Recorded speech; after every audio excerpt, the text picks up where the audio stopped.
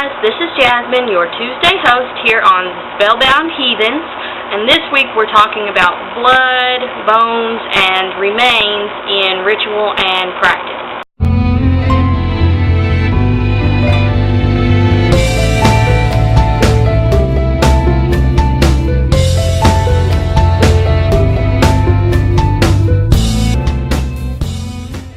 Okay, so this was my week to choose the topic, and this is a topic I've been wanting to cover for a very long time now, and I'd like to see, everyone else's opinions on this.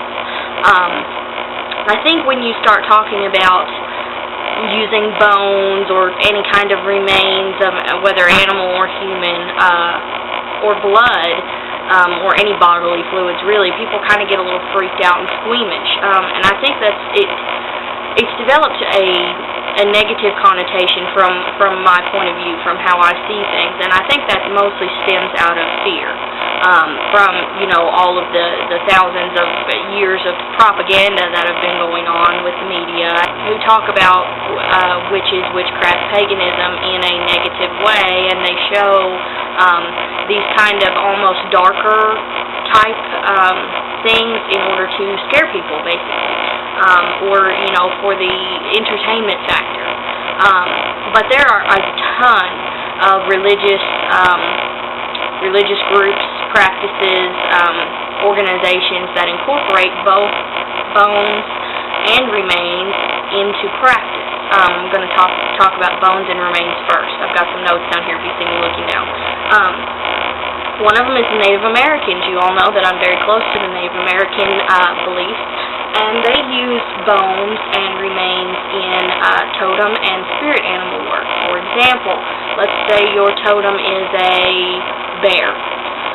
Well, then having, let's say a bear claw, well, that's going to help you because it's got the very essence of what bear is, and it can help you connect to bear even more so, even stronger. Many different kinds of shamanism use these techniques, and many different kinds of religious groups that are based on animism use this, because animism is the belief that everything has a spirit, basically. So if everything has a spirit attached to it, then obviously if you would take a bone from an animal that has a spirit attached to it, then you could easier connect with that animal. It's just like if you are trying to, let's say you're doing a dumb supper, or you're trying to communicate with a relative that has passed on, it usually helps to have something that belonged to them, that they used, or something that they liked, some kind of food, something that ties you to them, that you can use to draw their energy in. It's the same with animals.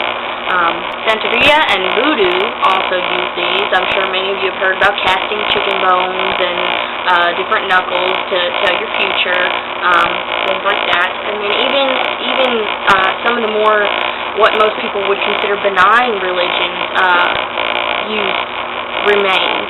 For example, Tibetan monks, the mala beads that they use, but there are very, very, very rare mala beads that were actually made from the skulls of monks.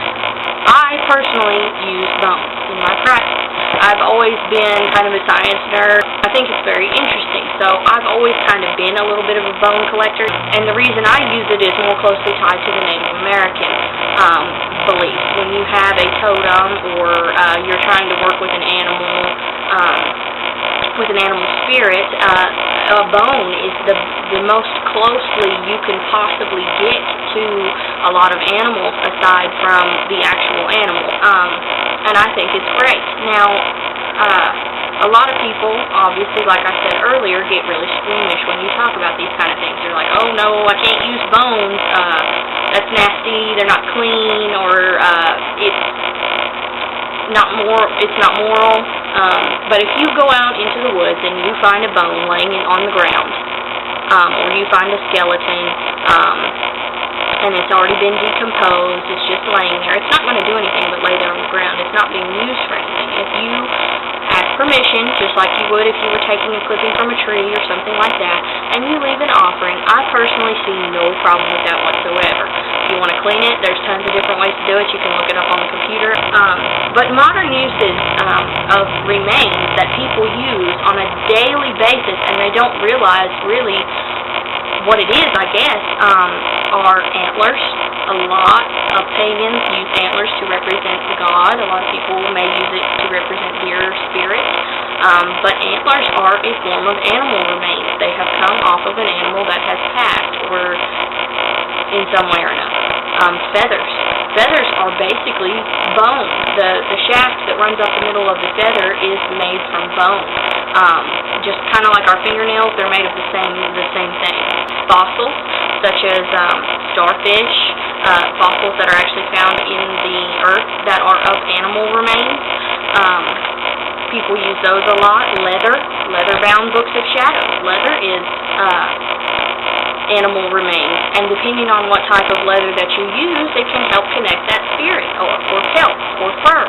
And then finally, blood. Blood and bodily fluids are the ones that people are very, very about.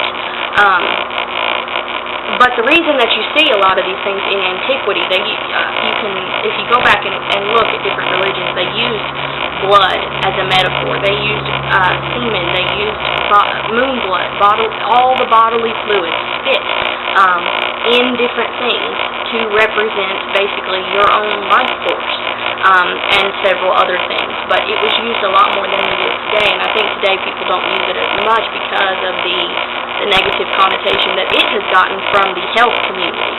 You don't want to touch other people's bodily fluids, or you can get sick, and that's true. I'm not necessarily condoning that for other people, but if you use your own, it can really connect you to your workings on a more intimate level.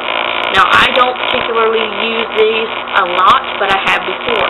For example, witches' bottles.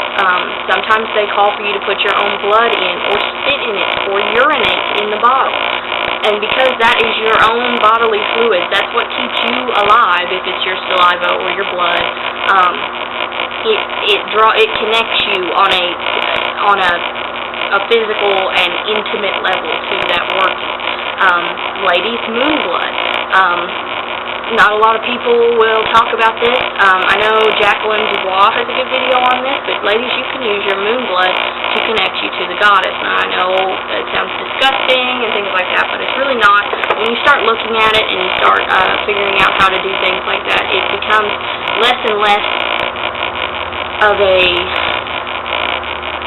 taboo, nasty thing, and it becomes more of, hey, this is my life force. This blood is what keeps me alive. My saliva helps keep me alive.